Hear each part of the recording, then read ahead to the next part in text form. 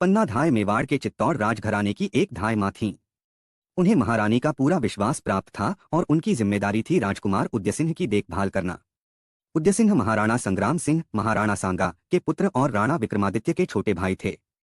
महाराणा सांगा की मृत्यु के बाद मेवाड़ पर कठिन समय आ गया। उनके बड़े पुत्र विक्रमादित्य एक स्वाभिमानी लेकिन अयोग्य शासक थे। उनकी नीतियों और कठोर व्यवहार से मेवाड़ के सरदार असंतुष्ट हो गए।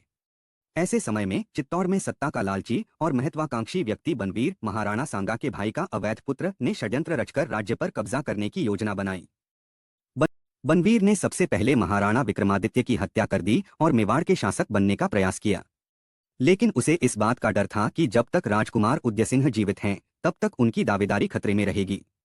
इसलिए उसने उदयसिंह को भी मारने का निर्णय लिया। राजमहल में पन्नाधाय को इस षड्यंत्र की जानकारी मिली।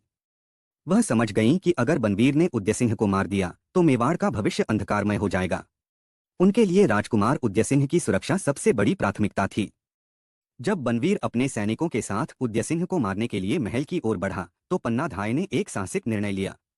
उन्होंने राजकुमार उदयसिंह को एक टोकरी में छिपा दिया और अपने बेटे चंदन को राजकुमार के बिस्तर पर सुला दिया। जब बनवीर वहां पहुंचा तो उसने शिशु को बिस्तर पर सोया देखा। बिना सोचे समझे बनवीर ने उसे मार डाला, यह सोचकर कि उसने उदयसिंह को खत्म कर दिया है। लेकिन वह यह नहीं जानता था कि वह पन्नाधाय का पुत्र चंदन था जिसने मेवाड़ की खातिर अपनी जान गंवा दी। बनवीर के चले जाने के बाद पन्नाधाय ने बिना समय गंवाए राजकुमार उदयसिंह को लेकर चित्तौड़ से बाहर निकाल दिया। उन्होंने राजकुमार को सुरक्षित स्थान पर ले जाने के लिए जंगलों और दुर्गम रास्तों का सहारा लिया। उन्होंने राजकुमार को पहले कुंभलगढ़ के किले में पहुंचाया, जहां राजघराने के वफादार सरदारों ने उनकी सुरक्षा का जिम्मा लिया।